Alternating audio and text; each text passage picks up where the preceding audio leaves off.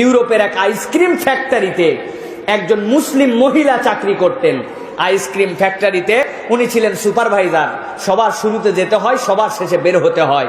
বেচারি প্র্যাকটিসিং মুসলিম হিসাবে উনার মুখ দিয়ে সবসময় সালাম বের হতো।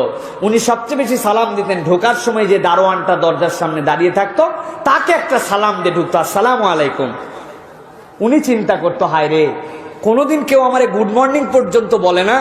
আমি এক দুর্বলতম, একদম এই অফিসের সবচেয়ে নিম্ন পর্যায়ের স্টাফ, অথচ এই মাঠ আমাকে সালাম দিয়ে যায়। জিজ্ঞাসা করছে একদিন, এটা তুমি কেন বলো? বলছে, I am a Muslim, this is the first grading of a Muslim. কোন মুসলমানের প্রথম কথা হচ্ছে সালাম, সেই হিসাবে আপনাকে আমি সালাম দিয়ে যাই।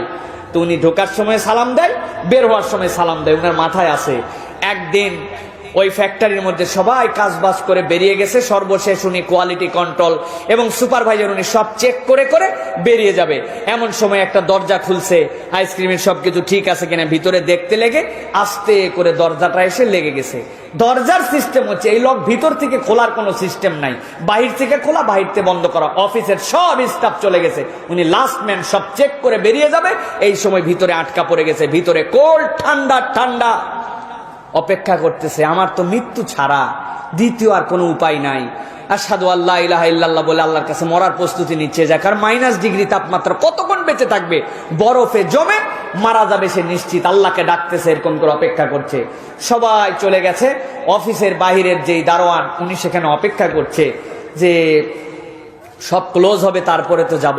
হঠাৎ করে তার মনে হয়েছে যে আজকে তো সবাই গেল, কিন্তু একজন আমাকে ঢোকার সময় সালাম দেয়, আজকে তো বের হওয়ার সময় যিনি আমাকে সালাম দেয় সে তো আমার আজকে সালাম দিয়ে যায় নাই, ও তো সালাম না মিস করে আমার কাছ থেকে যাবে না।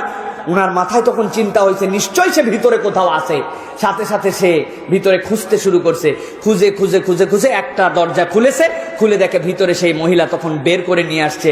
নিয়ে আসার পরে সে তো অ্যাস্টনিশড হয়ে গেছে যে আপনি এত বড় উপকার আমার করলেন, আমি তো নিশ্চিত মৃত্যু আমার জেনে ফেলেছিলাম, আপনি কেমন করে জানলেন আমি এখানে আছি? বললো, মা তুমি কেমন করে আছো এটা তো আমার জানার কোনো সাধ্যের মধ্যে নাই, তবে প্রত্যেকদিন অফিসে ঢোকার সময় তুমি আমাকে সালাম দিয়ে ঢোকো, আর বের হওয়ার সময় আমাকে সালাম দিয়ে বের হও। আজকে ঢোকার সময় মনে আছে সালাম দিয়েছো, একজন লোকে আমাকে সালাম দেয়, বের হওয়ার সময় সে তো সালাম দেয় নাই। তখন আমার মনে হলো যে সে তো এমনি এমনি চলে যাওয়ার কথা না, আমাকে তো সালাম দিয়ে বের হওয়ার কথা। ভিতরে সে আটকা পড়ছে নিশ্চয়, এই সালাম না পাওয়ার জন্য আমি খুঁজতে আসছি তোমাকে, এসে দেখি তোমাকে পেয়ে গেছি। সুবহানাল্লাহ বলবেন না?